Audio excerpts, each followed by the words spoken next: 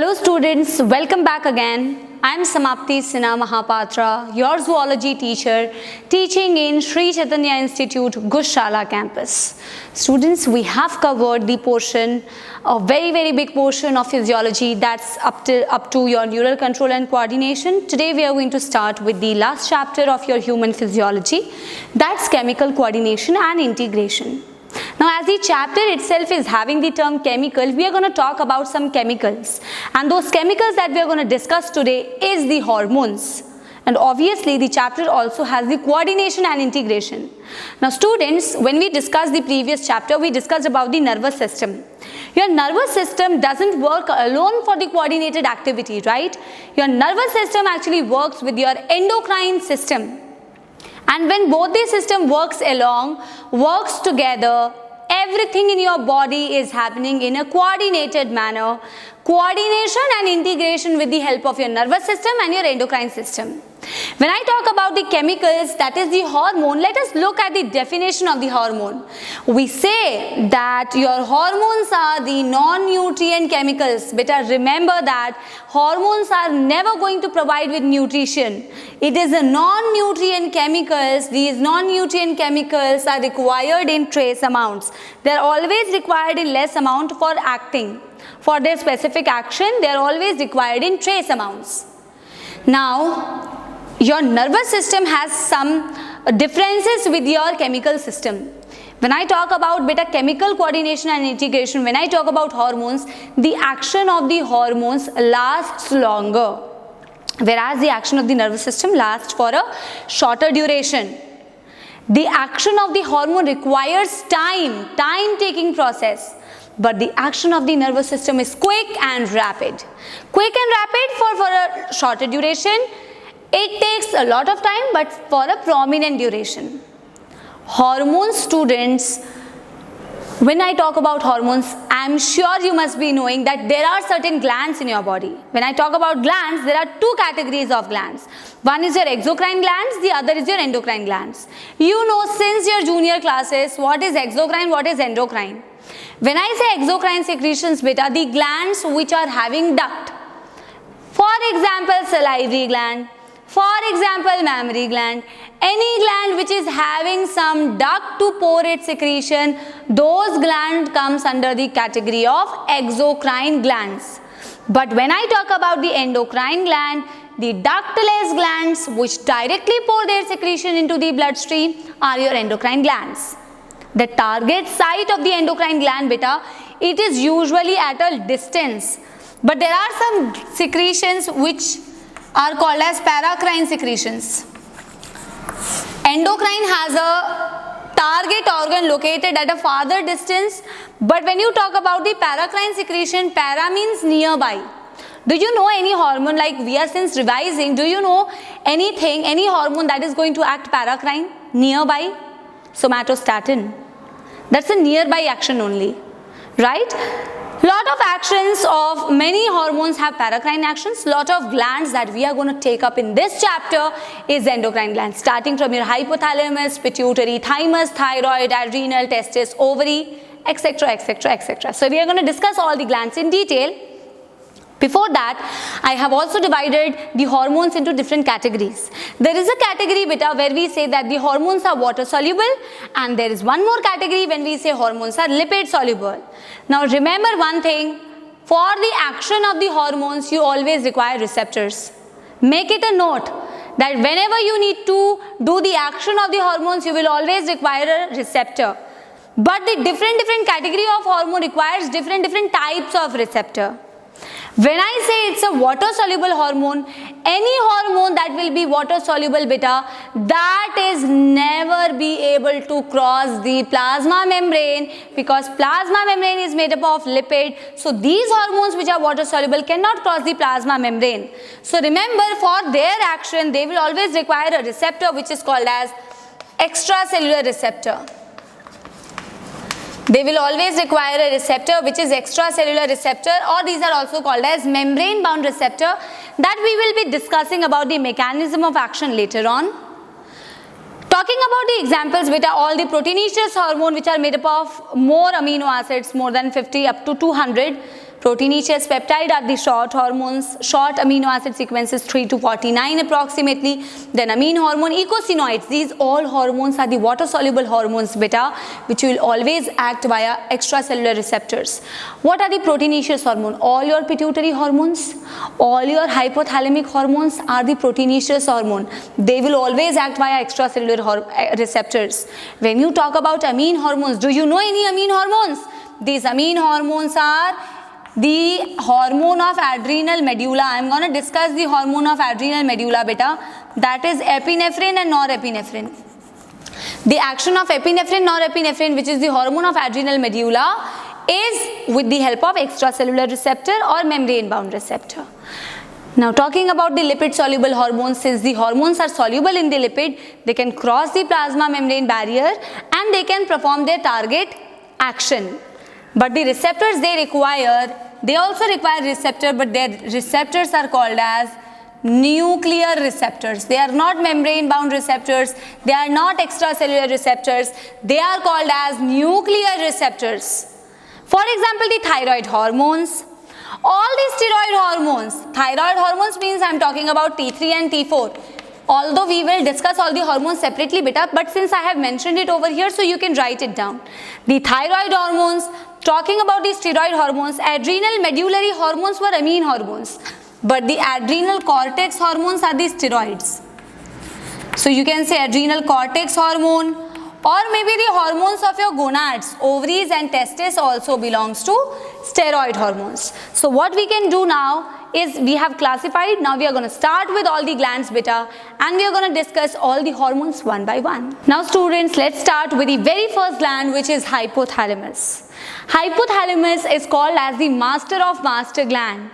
Why is it called as master of master gland? You know that the master gland is pituitary, but the pituitary secretion can be released or can be inhibited by the hormones of your hypothalamus. Talking about the origin of the hypothalamus, I have written it as ectodermal origin.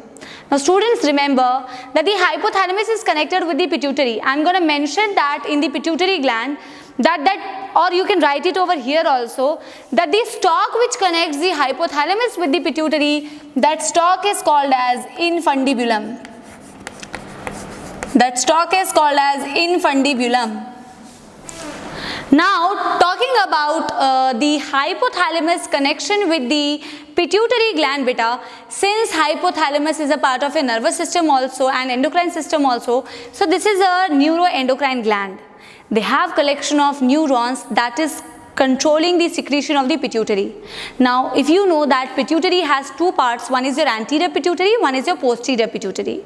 When I talk about the anterior pituitary is also under the control of your hypothalamus, but the hypothalamus neurons, if you look at the diagram of your NCERT, you will be clear that some neurons directly go into the anterior pituitary and control the secretion of the anterior pituitary, or directly going into the neurons is seen in posterior pituitary.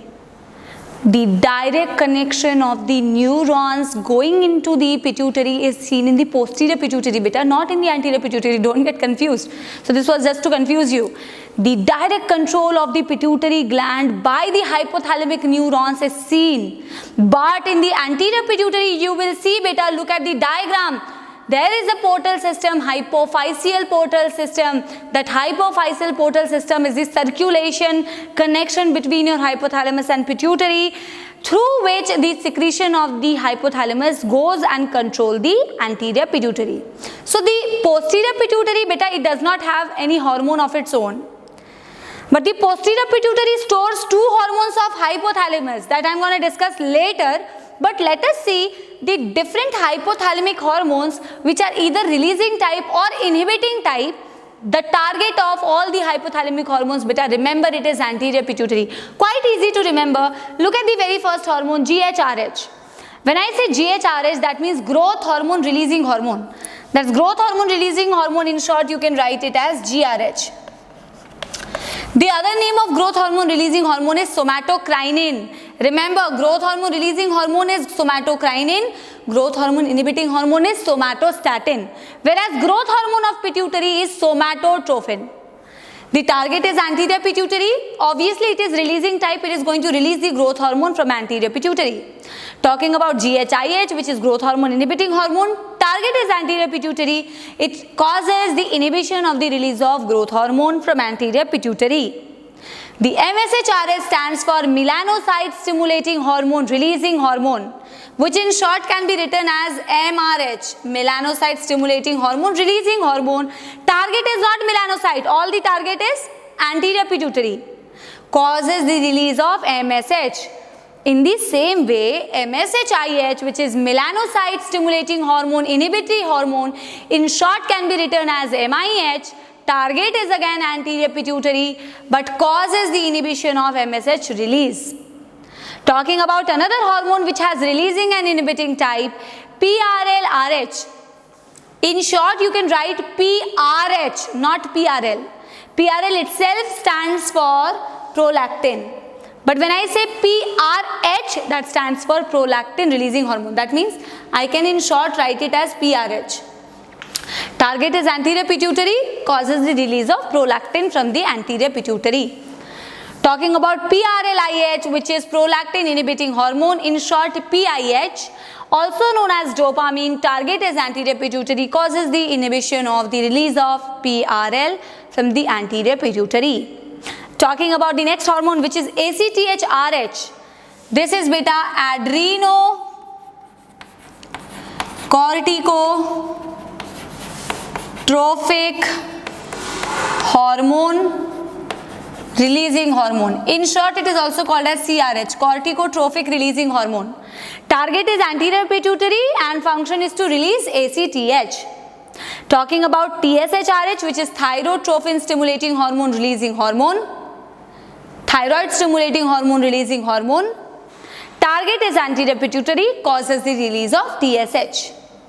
Talking about the last hormone, which is GnRH beta, this is gonadotrophin releasing hormone. Gonadotrophin releasing hormone, target is not gonads, target is anterior pituitary. It causes release of FSH and LH. FSH and LH are called as gonadotrophins. So quite easy to remember because hypothalamus either has releasing type or it has inhibiting type. All the releasing type will act upon the anterior pituitary to cause the release of that particular hormone. All the inhibitory type will act upon anterior pituitary cause the inhibition of that particular hormone. But two hormones of hypothalamus we will discuss, which is oxytocin and vasopressin, that is directly connecting with your posterior pituitary, stored in some bodies. Let us discuss what are those hormones. Now students, let's start with the two hormones of the pituitary, not the pituitary actually, two hormones of hypothalamus which is stored in the posterior pituitary. I have written something called as Herring bodies. What are these Herring bodies? I told you that there are certain neurons which connects with the hypothalamus. In the posterior pituitary, you will see beta, the neurons are directly connecting with the posterior pituitary. Those neurons, axon terminal is called as Herring bodies. The axon terminal in the synaptic knobs, the two hormones of hypothalamus are stored in the bodies called as Herring bodies, and these two bodies are oxytocin and vasopressin. Now the other name of oxytocin is called as the milk ejection hormone, or it is called as the birth hormone. But talking about the vasopressin, it is called as ADH, antidiuretic hormone. Now let me just tell you why is it called as the milk ejection hormone or the birth hormone, and why this is called as the ADH or antidiuretic hormone. The target, as you can see, is the uterine muscles and the mammary glands for the oxytocin, but the target of the vasopressin is distal convoluted tubule. Now let me just tell you why the target is uterine muscles, mammary gland, and why the target here is DCT.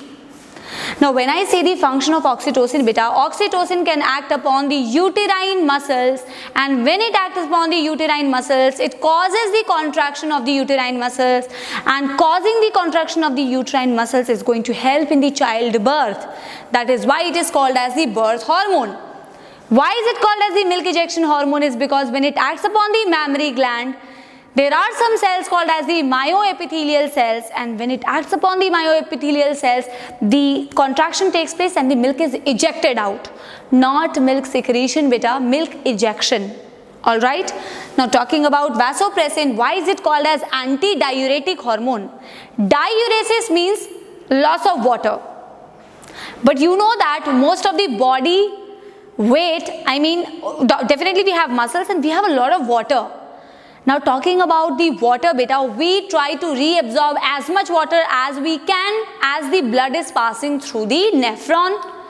When the antidiuretic hormone acts upon your distal convoluted tubule, DCT, it causes reabsorption of a lot of water. That's the reason why we said that ADH acting upon the DCT, DCT shows conditional reabsorption. We have already discussed it in the excretory system. And when it acts upon the DCT beta, it causes reabsorption a lot of water. That's how it is going to prevent excessive water loss. Hence it is called as antidiuretic hormone. Have you remember the condition when there is excessive loss of water through urine? That's diabetes insipidus, not mellitus. Insipidus means excessive loss of water through urine. We have discussed it in the excretion chapter. Now let us start with the other gland, which is the master gland in your body, pituitary gland. Origin is same, ectodermal origin, located in the bony cavity of your cranial bone, which is your sella turcica. The sella turcica of the sphenoid bone is having the pear-shaped gland, which is the pituitary gland. Now beta, I have written the hormones already, but I have not written the two parts of the pituitary. First discuss about the two parts of the pituitary. One part of the pituitary beta, it is anterior pituitary. Let me write it here, okay? Anterior pituitary is also called as adenohypophysis. Why adenohypophysis is because hypophysis is the other name of pituitary gland, right? And the posterior pituitary beta, that is called as neurohypophysis. Neurohypophysis. All right.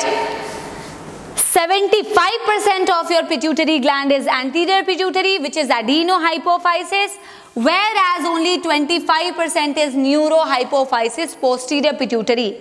I am telling you the differences. When you talk about anterior pituitary beta, it has two lobes. The two lobes of anterior pituitary is pars distalis and pars intermedia. Whereas when you talk about neurohypophysis, it has only one lobe, pars nervosa. So 25% neurohypophysis having one lobe is pars nervosa. Maximum 75% adenohypophysis having two lobes, pars distalis and pars intermedia. But do you know beta, in case of humans, remember, in case of humans what we say is that pars intermedia is atrophy. Atrophy means death. Why? Because pars intermedia fuses with pars distalis. It fuses with pars distalis, so whatever hormones I will be telling you about anterior pituitary will belong to the pars distalis itself, because we do not see the pars intermedia separately.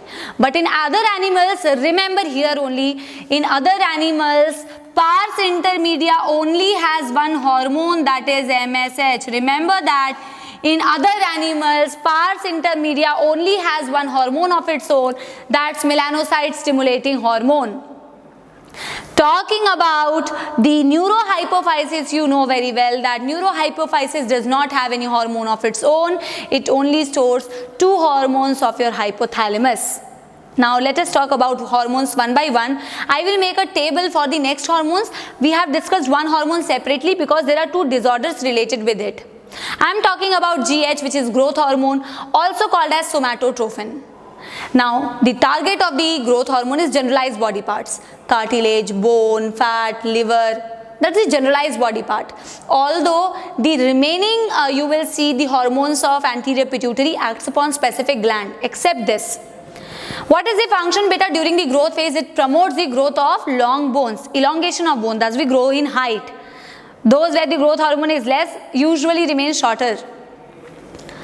Protein anabolism it favors. When I say anabolism beta means formation of protein. Obviously while we are growing, muscles are developing, it causes the formation of protein, deposition of protein, not the breakdown, not the catabolism. It also increases the blood sugar level in the blood. That is why, you know, growth hormone is also known to have diabetogenic effect. Why is it known to have diabetogenic effect? Is because in presence of the growth hormone, blood glucose level is always high. Or can I say that this growth hormone act antagonist to insulin? Insulin always lowers the blood sugar level, but growth hormone always increases the blood sugar level. That's the action of the growth hormone. Now talking about the disorders beta, I have written the disorders of the growth hormone in two parts. One is the hyposecretion, other is the hypersecretion. When I say hypo means when the growth hormone is less. When I say hyper means growth hormone is more. But there are two situations of hyposecretion. One is dwarfism, other is acromicria. There are two situations of hypersecretion, gigantism and acromegaly. Now students, I told you that chemical coordination chapter, I did not mention in the very beginning of the chapter, but this chapter is purely asked from NCERT in NEET. Only one question is expected from this chapter and pure NCERT. So if NCERT I am talking about, at least remember that which condition is hypo and which disorder is hyper. That's the main thing. Symptom you can easily do. Now when I talk about beta dwarfism, dwarfism is definitely the less secretion of growth hormone, but this is during childhood or before puberty. When I talk about acromicria, this is also hyposecretion but after puberty. When before puberty, childhood condition, hyposecretion is taking place of growth hormone, overall height of the person is short. Such people are also referred to as miggets. बोने लोग आपने सुना होगा. These people are often referred to as miggets. Hyposecretion before puberty. When hyposecretion occurs after puberty beta, overall height is normal, but there is a disproportionate body parts, like the hand remains smaller, face remains smaller, feet remain smaller, so specific body parts remain smaller in size in case of acromicria. Micria itself stands for micro. When I say gigantism, that's hypersecretion, increased secretion of growth hormone before puberty, overall height of the person is too much. When I say acromegaly, megaly stands for enlarged, splenomegaly, enlarged spleen, hepatomegaly, enlarged liver. Acromegaly is hypersecretion after puberty, overall height definitely it is much more, but usually what happens, jaws elongate, nose is elongated, hand or feet are disproportion body parts you will see. And in acromegaly beta, bending of vertebral column is seen. This bending of vertebral column is called as kyphosis. Kyphosis is very common in the patients suffering from acromegaly. Let's discuss the other hormones, making a table and comparing them. Now let us discuss the next hormones of the pituitary gland. Number 2, I have written TSH, which is thyroid stimulating hormone. In short, it is called as thyrotrophin. Now, name clearly suggests the target, which is thyroid gland, and the function is to release the thyroid hormones, which we will be discussing once we discuss about the thyroid gland. Next hormone is MSH, which stands for melanocyte stimulating hormone. As the name itself is suggesting, the target is melanocyte, and the function is the distribution of melanin pigment that we see. It's not melatonin. Melatonin is the hormone. It's melanin. Melanin is the pigment that is present in the skin. Next hormone is PRL, which is prolactin. Target is mammary gland. Oxytocin was a milk ejection hormone, ejection of the milk, coming out of the milk. But prolactin beta, when it acts upon the mammary gland, it causes the growth of the mammary gland during pregnancy, and it also causes the production of milk from them. So synthesis of milk is under the control of prolactin. Next hormone is ACTH, adrenocorticotropic hormone. Target is adrenal gland. When we will discuss about adrenal gland, we are going to see that adrenal gland has two parts, adrenal cortex and adrenal medulla.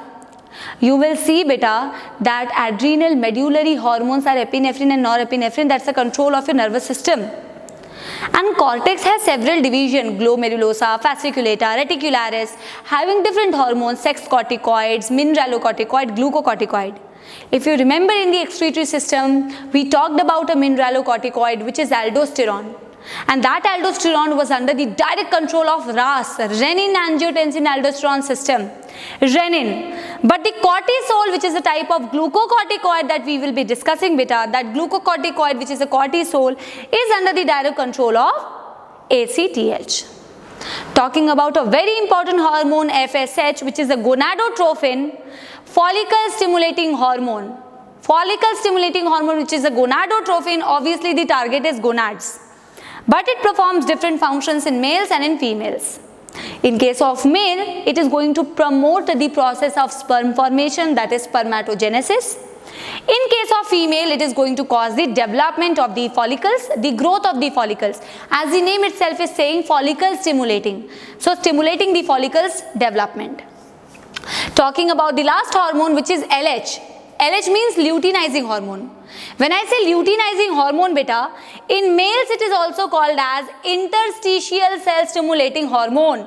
Only in males, LH is also called as ICSH, interstitial cell stimulating hormone. I will tell you why. Target is again gonads. In case of male, it is going to act on some cells called as interstitial cells. You are aware of these cells. Interstitial cells or Leydig cells, when it acts upon the interstitial cells or the Leydig cell, it causes the release of the male hormone testosterone. That is why it is also called as interstitial cell stimulating hormone, because it is stimulating interstitial cells. Talking about in females beta, you know very well that whenever there is a LH peak in menstrual cycle, that LH peak is going to cause the rupture of the mature Graafian follicle.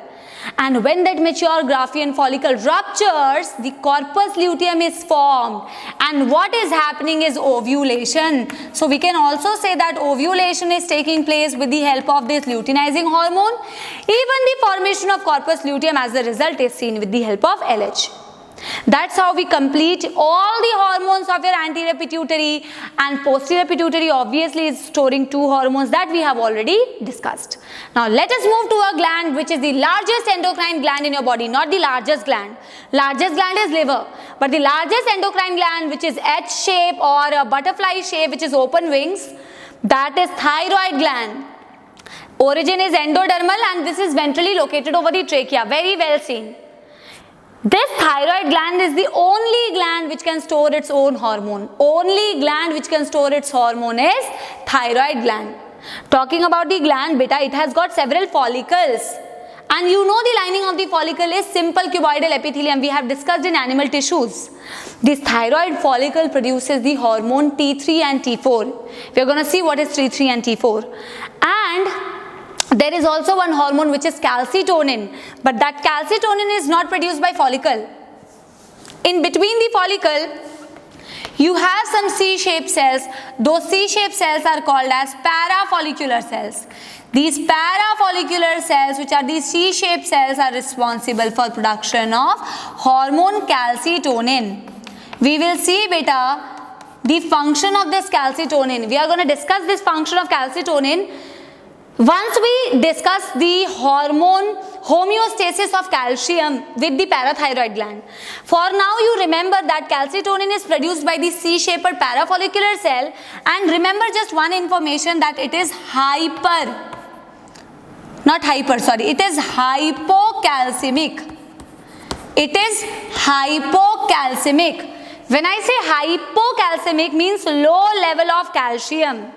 How this calcitonin produced by parafollicular cell causes low level of calcium? It is always going to take the calcium from the blood and deposit it on the bones. That's how it lowers the blood calcium level, hence it is hypocalcemic. But I will tell you the parathormone of the parathyroid gland, which is hypercalcemic. It acts on the bone, demineralizes it, increases the blood calcium level. We are going to make a homeostasis flow chart. Talking about the follicular cells, T3, T4, let's discuss what is T3, T4 and what is the function of overall thyroid hormone. Now students, let's see what is this T3 and T4, which we call as thyroid hormones. Always remember that for the formation of the thyroid hormone, this T3 and T4 are the hormones of follicles. For the formation of the thyroid hormones, the amino acid that you require is tyrosine. It's an amino acid derivative kind of hormone, okay? The tyrosine is coming from a glycoprotein which is thyroglobulin. This thyroglobulin is a protein which has tyrosine residues from which the tyrosine is coming, and if you see this tyrosine combining with the 3-iodine, that is called as T3 triiodothyronine, and if you see 4-iodine, that is called as tetraiodothyronine. That's the name significance. T4 means 4-iodine, T3 means 3-iodine. Also remember that the T4 other name is thyroxine. The other name of T4 is thyroxine. When you talk about the potency, you will always see that T3 is more active and more potent. T4 is less active and less potent. T3 more active but produced in less amount. T4 less active but produced in more amount. But usually you see that T4 gets converted into T3 at the site of your tissues. Now talking about the functions beta, it maintains, you know very well that the basal metabolic rate, the amount of calories that is required at rest condition, is maintained with the help of T3 and T4 thyroid hormone. It is always going to cause increase in body temperature. It is always going to star mark this point. It promotes erythropoiesis, formation of RBC. There are rare hormones in your blood beta which promotes erythropoiesis. One is testosterone, one is thyroid hormone, and other one is cortisol. So promotes erythropoiesis. It causes increase in heart rate because it is always going to enhance the activity of some hormones, adrenaline and noradrenaline. And you know very well that adrenaline and noradrenaline is responsible for increase in heart rate. It is going to cause tissue differentiation. The conversion of tadpole larva in amphibians into frog, that conversion of tadpole larva into adult frog is tissue differentiation under the influence of thyroid hormones. Talking about the other function, it helps in physical and mental development as well. So that's the reason why when thyroid hormone is less, the child is mentally retarded usually. So that's the function which is very, very common seen in case of thyroid hormone. Calcitonin we already discussed, produced by the parafollicular cells. This calcitonin is a hypocalcemic hormone. It reduces the blood calcium level. It deposits it over the bones. Now talking about the disorders beta, I have written 4 disorders. The simple goiter, the cretinism and the myxedema. These all are a condition of hyposecretion, less secretion. Only high increase in secretion I have written is the exophthalmic goiter. This exophthalmic goiter is also called as Graves' disease, and the simple goiter is also called as endemic disease. What I have done is compare these two because these two are comparable and cretinism and myxedema is comparable. First let us discuss about simple goiter and exophthalmic goiter. Beta, you have to understand the regulation of the thyroid hormone before you go through this. Regulation means hypothalamus produces TSH-RH that acts upon pituitary gland. Pituitary gland produces TSH that acts upon thyroid gland, and thyroid gland produces T3 and T4. You know this basic. Whenever there is an increase in level of T3 and T4, there is a negative feedback given to anterior pituitary to stop release of TSH. Whenever there is an increase in T3 and T4 beta, you don't need T3, T4 because it is already high. So you give a negative feedback to anterior pituitary to stop releasing T3 and T4.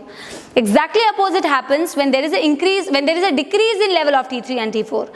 That's when you give a positive feedback to anterior pituitary to produce more TSH so that more T3 and T4 produced. Now look at this. When I say beta simple goiter, it's a condition of hypo. Hypo means you have less secretion of T3 and T4. If you have less secretion of T3 and T4, what should be your target?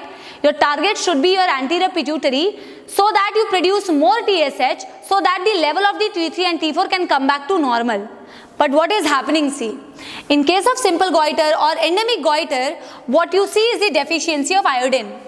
When there is deficiency of iodine, we saw that it is required for the formation of T3 and T4. So there is no T3 and T4, I mean less.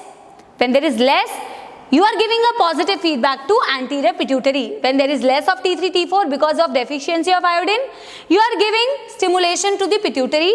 That should release TSH, it is releasing, but no T3 and T4. Why there is no T3 and T4? Because you don't have iodine. That's called as the simple goiter or endemic goiter, deficiency of iodine. But when you talk about exophthalmic goiter, beta, exophthalmic goiter is also called as Graves' disease. It is a condition of hypersecretion. You will see excess of T3, T4. When there is excess of T3, T4, you should give a negative feedback to anterior pituitary.